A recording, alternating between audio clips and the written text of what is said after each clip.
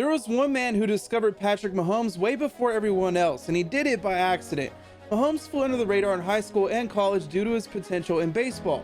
His dad was a former MLB player. He was ranked one of the top 30 baseball players in Texas, and Mahomes wasn't even drafted by the Detroit Tigers.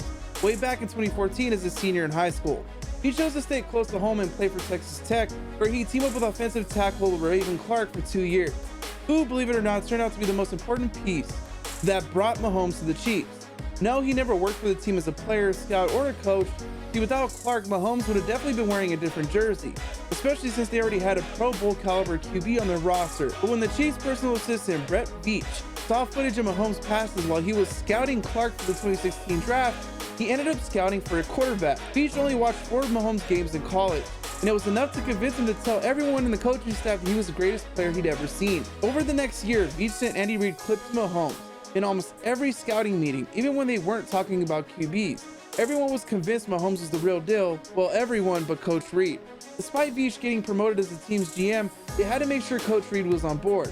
So Chiefs offensive coordinator at the time, Matt Nagy, gave Mahomes all the plays he'd asked during the pre-draft meeting, which lasted 5 hours to test his football IQ.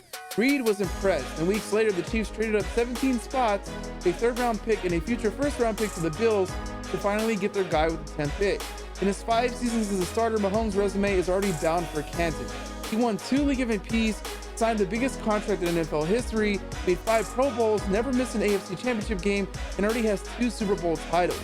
While Mahomes did kind of give the Chiefs inside information to make sure no other team would pick him. Kind of gave a little inside info to the Chiefs and was like, hey, if y'all let me go anywhere below, at the time I didn't know about the Saints, but I was like, if y'all let me go 12 or below, I'm going to get drafted by someone else. None of it would have been possible without Brett Veach or Raven Clark.